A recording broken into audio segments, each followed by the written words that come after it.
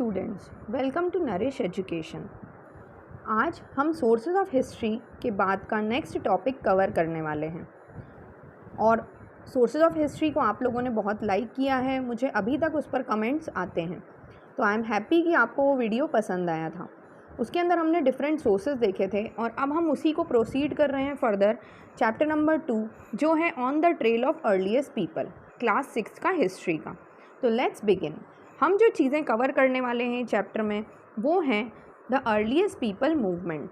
हमने earliest people के बारे में तो पढ़ लिया, सोर्सेज भी हमें पता चल गए, लेकिन कैसे वो डिफरेंट प्लेसेस पर मूव हुए वो हम इसमें पढ़ेंगे। और next, how do we know about these people, हमें इनके बारे में कैसे पता चलता है, कौन कौन सी चीज़ों के थ्रू पता चलता है। फिर next topic, choosing a place to live in, कैसे उन्होंने अपने लिए जगह डिसाइड करी कि कहाँ पर उन्हें रिसाइड करना है। Next, finding about fire, fire कैसे उन्होंने डिस्कवर करी वो हम देखेंगे। उसी के बाद हम फर्दर कंटिन्यू में भी पार्ट 2 में कंटिन्यू करेंगे, वो है changing environment.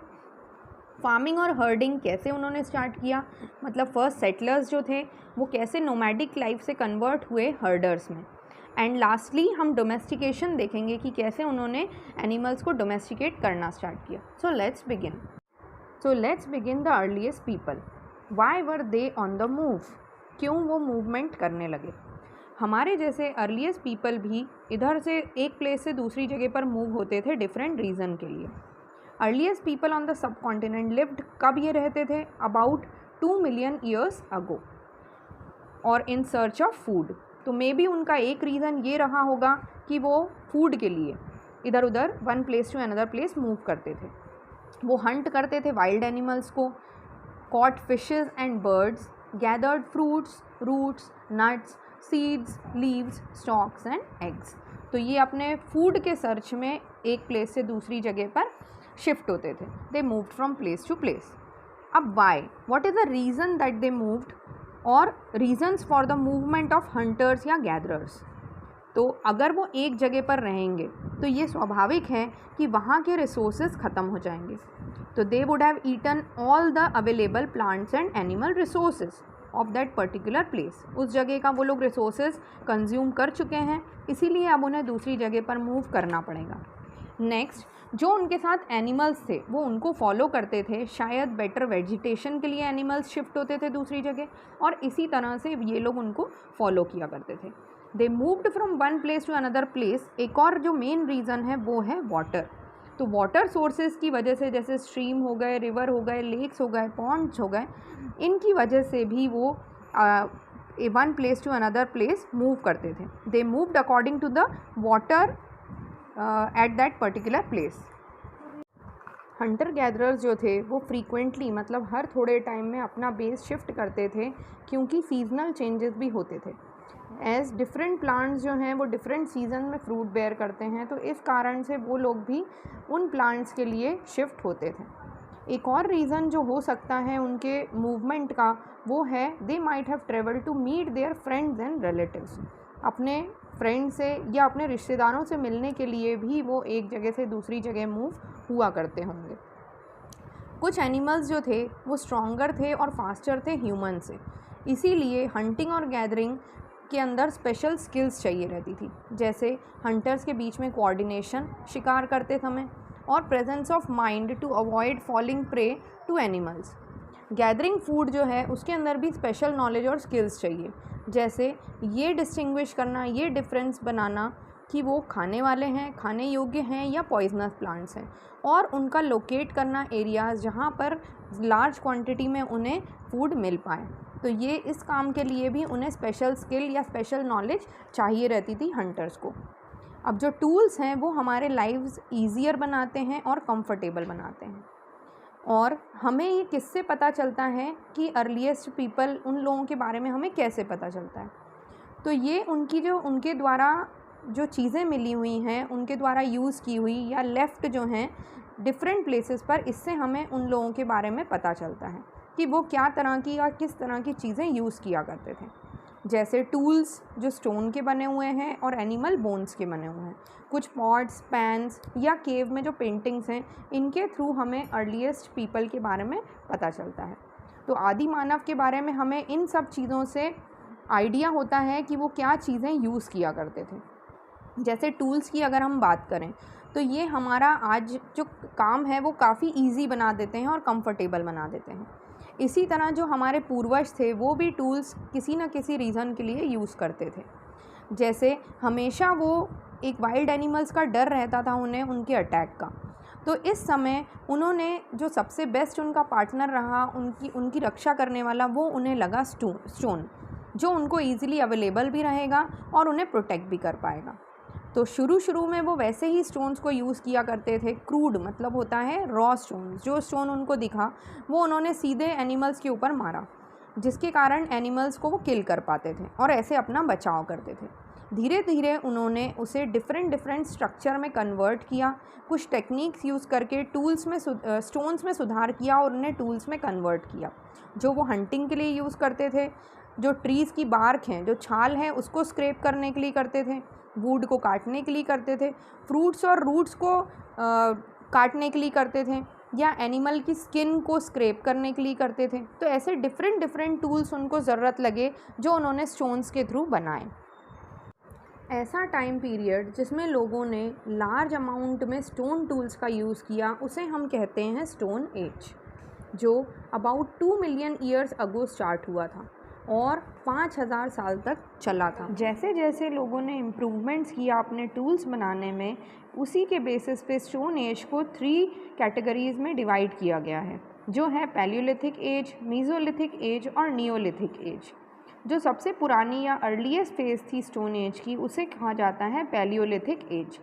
Palaeolithic word 2 Greek words palaeo जिसका मतलब पुराना और लिथोस जिसका मतलब स्टोन से लिया गया है। इसकी शुरुआत 2 मिलियन ईयर्स अगो हुई थी और 12,000 साल तक चली थी। इस एज में, पैलियोलिथिक एज में, ह्यूमन बींग्स को नहीं आइडिया था कि स्टोन से टूल्स कैसे बनाएं, इसीलिए उन्होंने स्टोन्स को अपने ओरिजिनल फॉर्म में या कच्चे फॉर्म में ही यूज़ किया। इस समय के जो टूल्स थे वो ह्यूज थे, मतलब बड़े, क्रूड मतलब कच्चे, और अनपॉलिश्ड हुआ करते थे। Many of these tools were found, कहाँ पर ये पाए जाते हैं या इनके हमें साक्ष्य मिले हैं, वो हैं भीमबेटिका में, हुंगसे में या कुरनूल केव्स में। इन आर्कियोलॉजिकल साइट्स पर कहीं ना कहीं ये टूल्स पाए गए हैं। पैलियोलिथिक एज के बाद आई मीज़ोलिथिक एज, जिसका मतलब होता है मिडिल स्टोन एज ग्रीक में। ये लास्ट थी 2000 ईयर्स तक, जो पैलियोलिथिक एज से काफ़ी कम टाइम पीरियड था। स्टोन टूल्स और वेपन्स इस टाइम के उन्हें बोला जाता है माइक्रोलिथ्स, जो शार्प थे, हार्डर थे और स्ट्रॉन्गर थे पैलियोलिथिक स्टोन एज के टूल से। इस समय तक लोगों ने स्टार्ट कर दिया था टूल्स को अटैच करना बोन से, या वुडन हैंडल्स बनाना, नए टूल्स बनाना, जैसे एक्सेस और सिकल्स। एक्सेस मतलब होता है कुल्हाड़ी और सिकल्स मतलब होता है दरांती। तो उन्होंने वुडन हैंडल्स बनाने लग गए थे और ये स्टोन को उन्होंने घिस के अटैच कर दिया था टूल्स टू बोन, है ना। ठीक है, नेक्स्ट देखते हैं मीज़ोलिथिक एज के बाद जो आने वाली एज है, जो है नियोलिथिक एज, जो 5000 साल तक रही। इस टाइम पीरियड में टूल्स जो थे और ज़्यादा शार्प होने लगे थे। सम ऑफ द टूल्स जैसे एक्स हमने देखी, एंड मॉर्टर पेस्टल, मतलब जिस पर हम कूटते हैं, हमारा जो खाना जो हम पीसते हैं ना, हाथ से पहले पिसा जाता था, जिसे बोलते हैं मॉर्टर और pestle, are still being used in their modern form. इसका मैं पिक्चर यहाँ पर लगा दूँगी। बिसाइड स्टोन टूल्स, और इनके बारे में स्टोन टूल्स के अलावा हमें केव पेंटिंग्स भी दिखाई देती हैं। तो अर्लीस्ट पीपल की और सोर्स ऑफ इंफॉर्मेशन हमें केव पेंटिंग से भी प्राप्त होती है। केव पेंटिंग्स के अंदर जनरली क्या थे, ड्राइंग्स जो वाइल्ड एनिमल्स के थे, जो अर्ली मैन ने बनाए थे। ये हो सकता है कभी कोई ओकेशन, सेरेमनीज़ वगैरह हुई हो, या तब कोई उनका रिचुअल परफॉर्म करना हो, तब उन्होंने ये ड्राइंग्स बनाई हों। अर्लीस्ट पीपल हमेशा ब्राइट कलर्स यूज़ करते थे, जो मिनरल्स लाइक चारकोल, ओखरे और आयरन ओर से प्राप्त होते थे। तो ये नेचुरल कलर्स थे जिनका अभी भी वो रंग उसमें दिखाई देता है। और अर्लीस्ट पीपल के can be found in several archaeological sites. अब मैंने आपको यहाँ पर प्रीवियस अभी जो पहले लाइंस बताई हैं, उसके अंदर मैंने आपको बताया था 2 आर्कियोलॉजिकल साइट्स जो हैं भीमबेटिका और हुंगसी।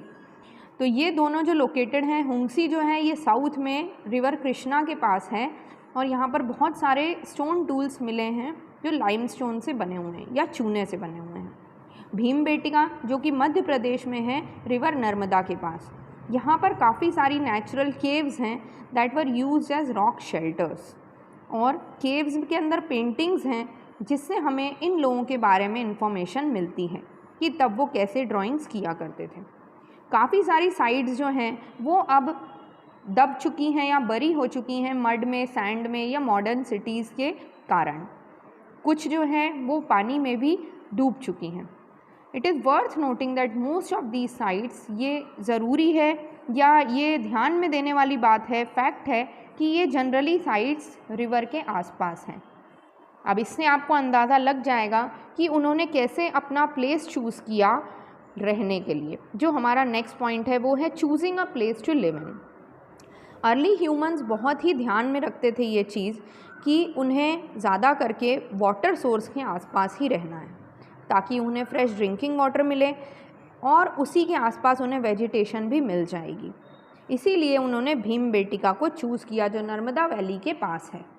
ऐसे ही अगर हम होंगसी की बात करें जो एक डेंस फॉरेस्ट से सराउंडेड है और रिवर कृष्णा के पास है, उन्होंने इवन ऐसी जगह भी चूज़ करी रहने के लिए जहाँ पर उन्हें अच्छी क्वालिटी के पत्थर मिल सकें ताकि वो इसे यूज़ करके स्टोन टूल्स बना पाएँ जिससे वो और चीज़ें कर सकते हैं।